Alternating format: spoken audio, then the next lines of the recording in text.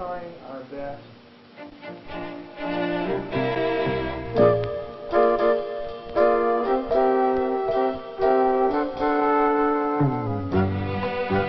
Had you walked by Whitewater Gallery during the month of February and looked in our front window, you might have noticed one of two things. A, during the early part of the month, the window was very steamed up and iced up. During the latter part of the month, you might have noticed in the window varying objects like bowls and horseshoes that looked scorched and burnt. And these are all part of our February installation here at Whitewater. Hi, I'm Gil McElroy, and I'd like to welcome you to an evening at Whitewater Gallery. Our guest artist for the month of February is Jeanne McWright. Hi, Jeanne. Hi. Who's a Peterborough area artist and who's done an installation here at Whitewater called Riverbed, which we're going to spend some time talking about and having a look through the gallery at exactly what's been going on here. Now, Jeanne, we're sitting here underneath a fascinating, rustic-looking wooden structure. I wonder if you could tell us about what it is we're sitting beneath. The structure is a wooden structure, and it is part of the space of the gallery that I am working with. It's meant to be the symbol for a dock or a bridge, a kind of a joining of one wall to the other and floor to ceiling within the confines of the gallery space. And you had referred to walking by the window area. I have the window kind of set apart from the rest of the gallery. When you're inside the gallery, you don't see the window, and that's because I want people, when they're walking by, to encounter the window area first, see that there are vessels in that window, and the vessels have been slip cast in a mold, and the clay has literally been ripped out of the mold, which is a very non-precious way to work. And I'm known as a craftsperson. Right. When you think of craft, you think of something being very carefully, skillfully crafted, and by handmade. skillfully, yes, and handmade. And by craftsmanship, generally the idea is that all of the edges are finished off in a polished kind of way. Right. I consider craftsmanship to fill the demands of the material that are made according to your ideas. Right. And whatever content you want. So my work generally in working in making this piece has been one of change and immediacy. And so I take my slip cast objects, rip them out of their molds, and allow them to then do whatever they want to do once they're removed Right. from the mold. The bowls in the window have cracked because of the having been roughly handled. And then I have taken pieces of wood, sharp pieces of wood, and invaded the space within the vessel, and so that you get a mixture of the inside and the outside of the bowl through the crack, and then that container aspect of the bowl sort of being invaded by the piece of wood that's going in. That's the window, and that is a prelude to what a person would encounter when they come in here to the gallery. Right. I'm using the gallery space almost as a vessel, also a container for what's inside, and I'm interested in interlocking layers, both of time and of space, and this has been my work for the past 20 years. I tend to be fascinated with geology and archaeology, and I like to see cross-sections, layers of the evidence of the eons going by. Sometimes I like to think of ancient time transposed with what we are experiencing now, Right. and how that can be turned around almost like in an upheaval, a geological upheaval. You see that huge plates and rocks are lifted, mountain ranges are lifted out, sometimes turned on their side, or all the way over, Right. so that you see the most ancient rock on top. And I like to think of living in a world where the far distant past and the present and the future are all mixed up together. So I try and deal with that idea in my mind. For me, it's all real. It's all right here too, and work within a space and make a person feel when they come into that space that they're lost, literally lost in time, and that they are bringing their own, establishing their own point of reference, if that makes any sense to you. When they come into this space, they're making a small place for themselves where they can look around and find out where they are on this great circle of time and space. Now you mentioned earlier, you talked about an interest in the geological aspects. Do you make a link between your interest in say, geology and the earth with your use of clays and natural materials? Yes, yes, yes.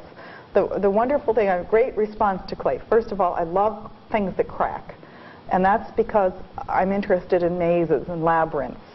And I see those cracks as a way to go through more layers into places that also crack. And then you go through those cracks into more layers into places that also crack. Kind of like a huge three-dimensional jigsaw puzzle. That's how I see reality. And I know it gets a little crazy, but in this gallery what I've done is taken raw clay, put it on the floor of the gallery, and my basic sort of plan is to make a ripple pattern of a riverbed without the water. The earth has been left in this pattern by the sort of metaphysical action of the non-water, which is represented by the chiffon that you see hanging on the ceiling.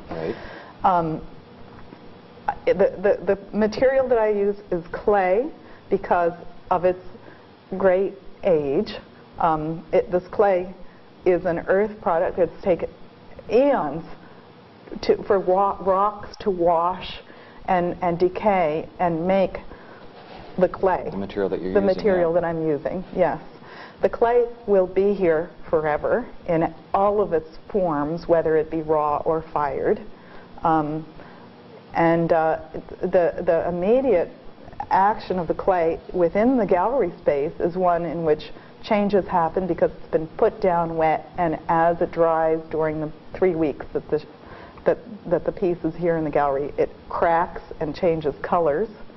So those subtle changes are those that can be seen by people coming in several times during the course of the exhibit. So the installation is called Riverbed.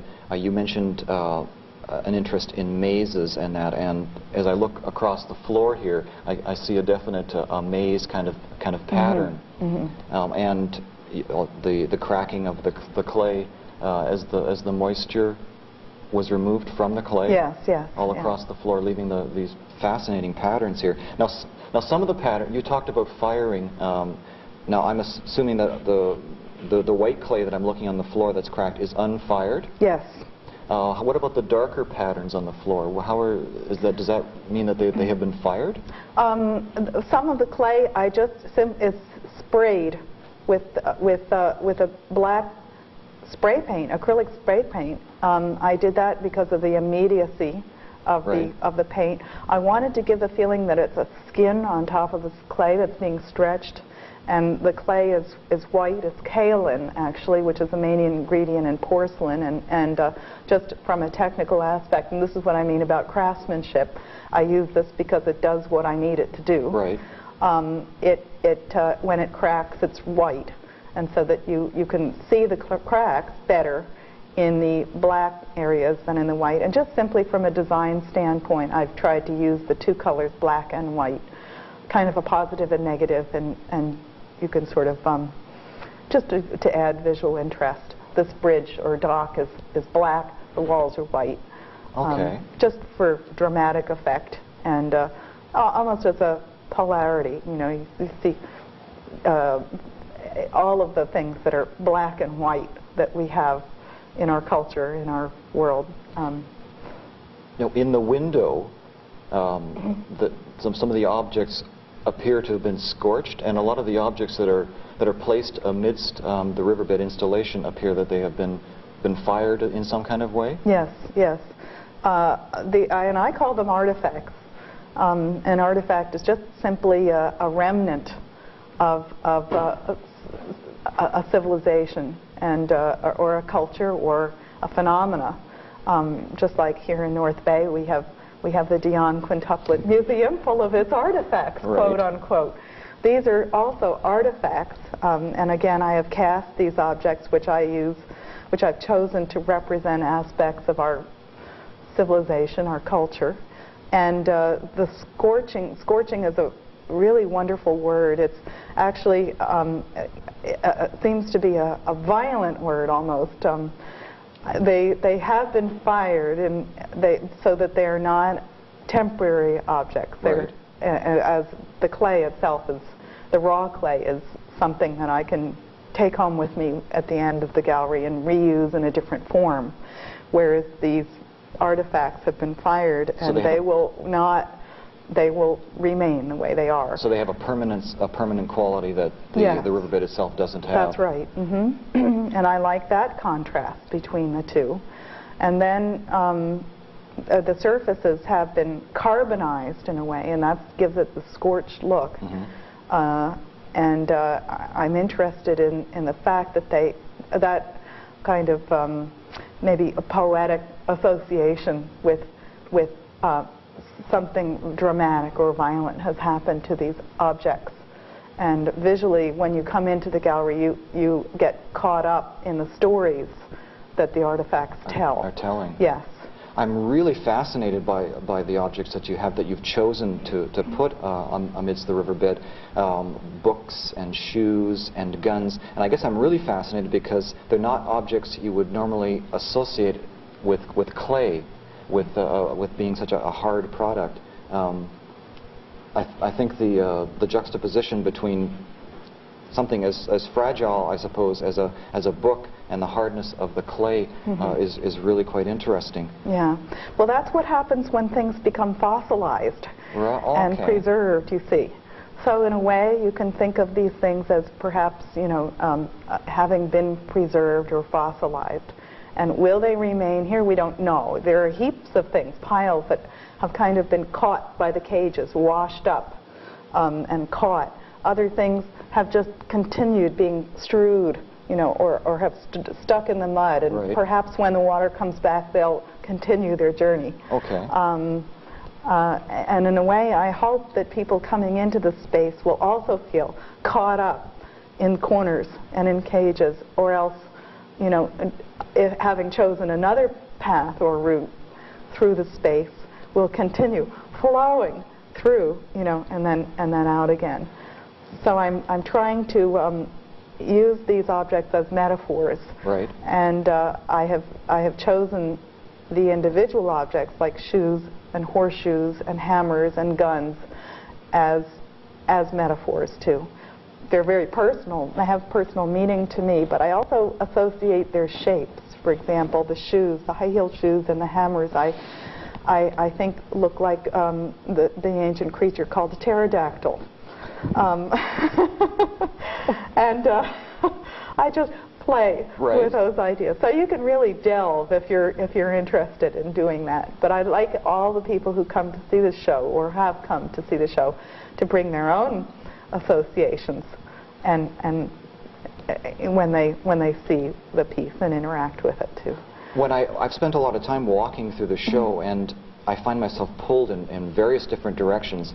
The maze-like quality of the paths of clay lead me one way down through the piece, but you mentioned getting hung up and caught by groups of various objects, and I get pulled in entirely different directions, sort of almost against the flow of the patterns on the floor as these little piles of objects pull me into a corner and try and figure out associations and what's happening here. Why am I being pulled over into this corner to look at this pile of guns? Right.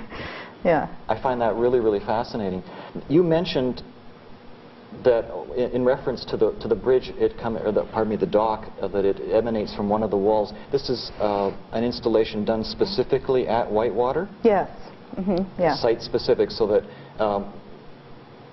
you wouldn't see this exact installation anywhere else but in the Whitewater Gallery. No. So it was designed specifically with this space in mind. Yeah. Okay, that's fascinating.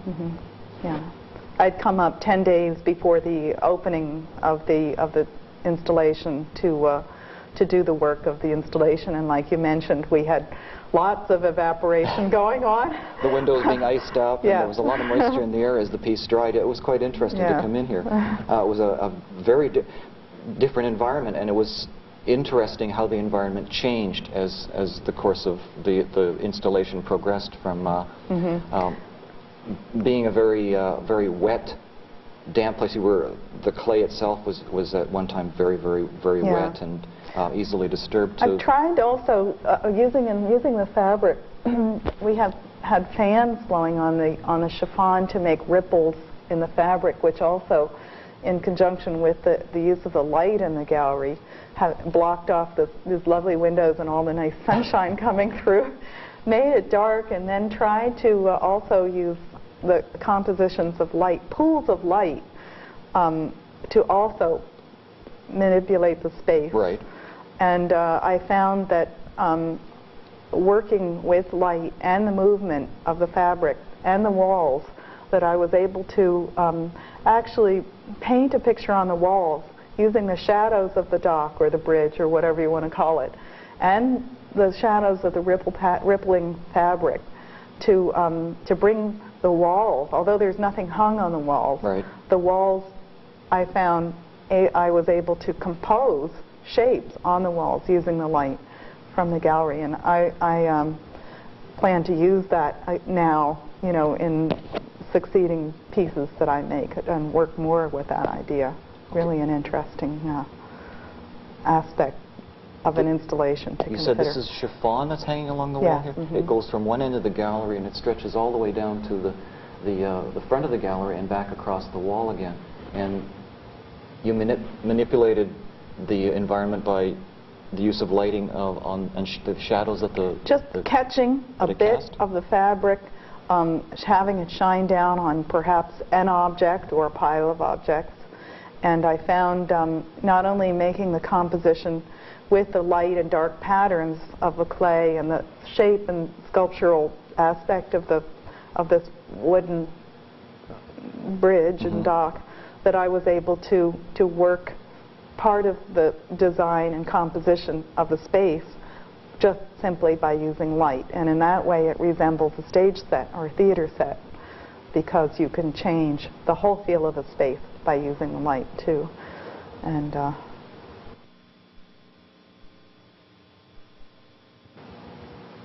Whitewater Gallery held its annual general meeting here at the gallery in late February, and it was kind of an interesting environment to hold an annual general meeting, in that we sort of had to work the meeting around the installation, which I thought was absolutely wonderful, and it brought a lot of people in, and having to deal on a real physical basis for a period of time with the installation of the piece.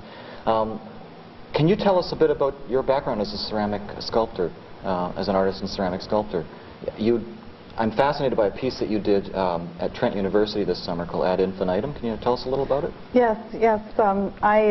First of all, I'm delighted that the gallery held their AGM here, and during the piece, because I really enjoy when people come in, the problem solving that they have to do when they're moving through the space, and to have the meeting here and to have people try and fit themselves into this ripple pattern and maze, I think is just terrific. The piece I did this summer, it was in June of this past year, was an outdoor installation at Champlain College in Trent University. And the occasion for the piece was a conference for ANPAC galleries and their directors, of which Whitewater was one, and Sharon Wright was there in attendance. The space was a field, and with a lovely drumlin, which is a geological phenomena of the area, especially the Peterborough area, and a river, the Otonabee River, and the field was in the middle, river on one side, hill on the other. I worked with choreographer Peter Chin from Toronto, and about 8 professional dancers, 3 principals, and about 35 volunteer dancers, half of whom were professional and just simply volunteered. The other half were from the Peterborough area, people who just wanted to be involved. And the project was to change the space. So I developed, I've always been interested in rings and circles and how they continue. There's no beginning and there's no end. It's quite a powerful image, both visually and philosophically. So I took that in terms of my fascination with time and how we see time, and try to work with my idea that there is no beginning and no end to time, and the fact that our culture sort of doubles back on itself, perhaps, and gets locked in a continuum, maybe. And just dealing with that idea. I used artifacts that were similar to this. I built, with the help of many volunteers, a 70-foot in diameter circle of sand with raw clay on top, which was open to the weather. And as it rained on the clay began to, it got wet, and then the sun came out and dried it, so that it contracted and expanded and cracked into many layers, like the jigsaw puzzle I was referring to. And the raw clay in the circle was able to just simply disintegrate gradually because of the weathering. The artifacts, in contrast, did not, because they had been fist-fired, which hardened them and which prevents them from rapidly disintegrating. That would take thousands and thousands of years, of course, for them to really... I used this circle embedded with artifacts, and then it took about 2 weeks to do that part of the installation. People were coming by all the time. People bicycling by, students, faculty, members of the Peterborough and environs community, children and their parents out for picnics. People were always there interacting in some way with the building of this piece. And then the dancers came and began rehearsing there, and we got a lot more public interaction once the dancers began rehearsing. I remember an older couple came out on a stroll, and we had all of these dancers all over the field. We tried to use every aspect of the hills and rivers and fields that we could, so that people were crouching down in little gullies and walking through the vegetation on the hills. They were out on the island in the river and poling up on rafts. And during the rehearsal period, an older couple out for a stroll came, and they were just wandering through the dances, peering into their faces as the dancers were going through their lovely sort of contortions. And Peter and I developed a ritual, or a kind of a story that the dance was telling. It wasn't really an allegory, but it was much more abstract. But it did have a sort of a cyclical aspect, right. so that it just there were transitions between the movements, and they meant something. And then there was a performance which centered around the firing of the circle, and that's why the title is Ad Infinitum, which refers to the continuation of the circle, and Circle of Fire, which was the performance aspect. And I wanted the piece to be fired, and I use the term very loosely, because all the firing did was wreak a further change in the piece. It was heaped with combustibles so that it looked like a big nest. The dancers torched it, coming in a procession across the field with torches. Flames shot up. We had fireworks and the whole shebang at dusk in a kind of a ceremonial. It was 1 week before the summer solstice. And the dancers did their dancing before the audience of conferees and public. before and during the firing. And the public and audience were able to interact with that too, by heaping on combustibles, by joining in the dancing, that kind of thing. And then after the firing, the whole piece, which had been white, acquired a smoky patina left from the firing. But the firing didn't change the permanence aspect of either the Bisque-fired artifacts or the unfired clay. Right. And the smoky patina was there, the remnants of the straw and pieces of shredded paper and things. So some of those things were still there in the field. And then the piece was left for 3 months, just to weather. And weeds grew up, and people came by, and they were able to remove the artifacts from the site and take them home or throw them in the river or place them in a notch in a tree up on the hill. Whatever they wanted to do with these artifacts, they could. And I was very interested in the fact that the artifacts would march away and live an existence, a life of their own and assume somewhere. stories of their own. Exactly, exactly. Or they could remain on site and weather in their own way, you know, and there would be an even further contrast between the weathering raw clay and the weathering artifacts. So that I was dealing with a lot of different things in that outdoor installation. A lot of different changes occurring, the natural changes of the weather, the clay, the material itself. That's right. The human changes as people altered the piece by removing objects. Yeah.